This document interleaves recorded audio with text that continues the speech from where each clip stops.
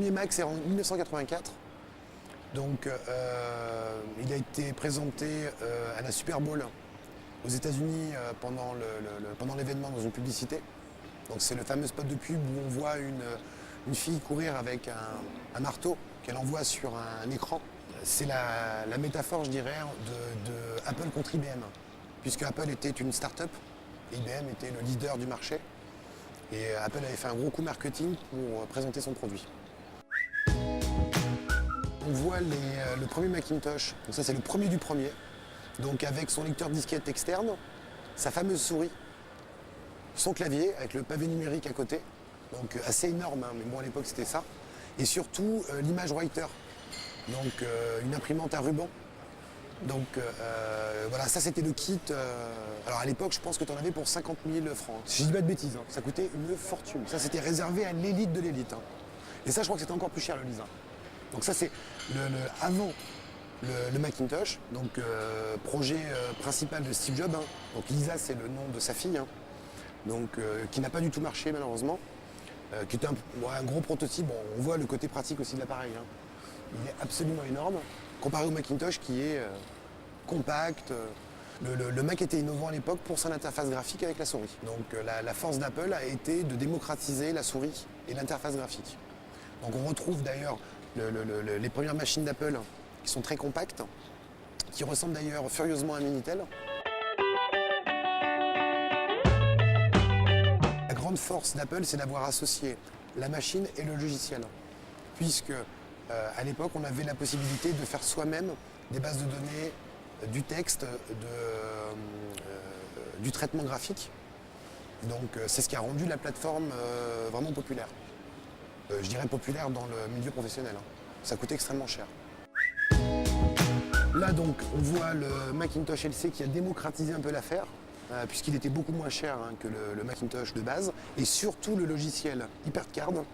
Donc là, on retrouve une copie d'écran de ce qu'on pouvait faire. Donc on travaillait avec des piles. Donc ça permettait de programmer du contenu type base de données, mais aussi de l'image, du son. Donc en 1987, c'est quand même exceptionnel aussi, une grande avance, hein, puisqu'on a redécouvert tout ça dans le CD-ROM en 1995. La personnelle laser writer, 40 000 francs à l'époque. Impression laser, noir et blanc. Ça aussi, exceptionnel. Ça, c'était une révolution. On retrouve la totale. Donc l'appareil photo d'Apple, 95 ans, le QuickTake, le Newton à droite là, donc qui est le PDA. Donc aujourd'hui ça serait l'iPhone. Hein. Donc on voit Et ce qu'on voit à côté au milieu là, le truc bleu, ça n'a pas été vendu en France, c'est la version pour l'école. Donc c'est le cartable d'école des enfants américains à l'époque. Bon ça aussi ça a eu un succès moyen quoi. Le fameux iMac, hein, c'est-à-dire le retour au Macintosh d'origine, dans le côté compact, mais vraiment avec autre chose. Mais c'est surtout le côté compact, les couleurs. Donc ça a très bien marché, ça a relancé Apple.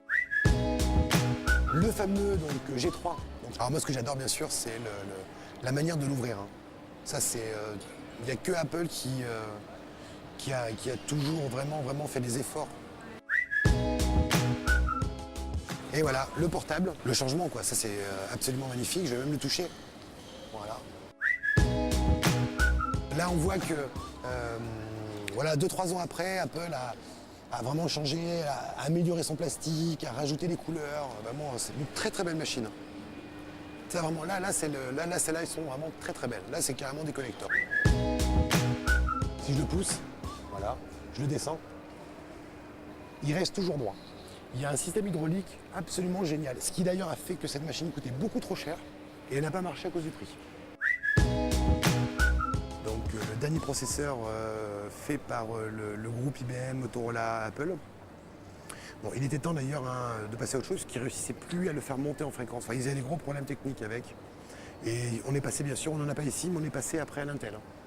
Donc le Macintosh est devenu un PC.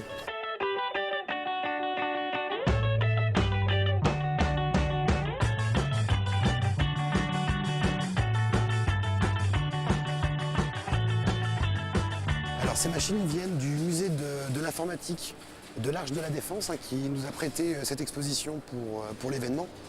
Donc c'est vrai que c'est une collection à mon avis qui ne va pas bouger beaucoup. Donc c'est assez exceptionnel de l'avoir, hein. Donc je pense que les Limougeaux vont être surpris et je pense que le bouche-oreille va bien fonctionner, hein, parce que là vraiment c'est exceptionnel, hein. On a quelque chose d'exceptionnel. Parce que il pourrait y avoir quelques machines, mais là il y a vraiment la totale, hein. Ce qu'il faut savoir, c'est que Apple a eu plus d'échecs que de succès. Donc là on le voit dans l'exposition, la plupart des produits Apple ont été des échecs, mais il y a eu des très grandes réussites.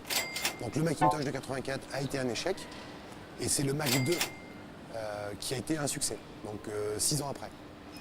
Les grands succès d'Apple, c'est l'iPod, c'est l'iPhone, et on va se retrouver dans l'exposition à voir un appareil qui s'appelle le Newton, qui a été créé en 96, qui est un PDA, qui n'a pas eu le succès escompté. À chaque fois qu'Apple était trop en avance, ça n'a pas marché, mais c'est pas les seuls, hein. Alors, je pense que l'avenir est tracé de manière assez simple. L'avenir, c'est le grand public, hein. Apple est devenu aujourd'hui une marque aussi forte que Sony. Voilà, c'est devenu une marque grand public, hein, qu'elle n'était pas au départ. Donc, et surtout, Apple a changé de nom il y a 2 ans. Donc, ça s'appelait Apple Computer Inc. Aujourd'hui, ça s'appelle Apple Inc. Il n'y a plus de computer. À cause de l'iPod et à cause de l'iPhone.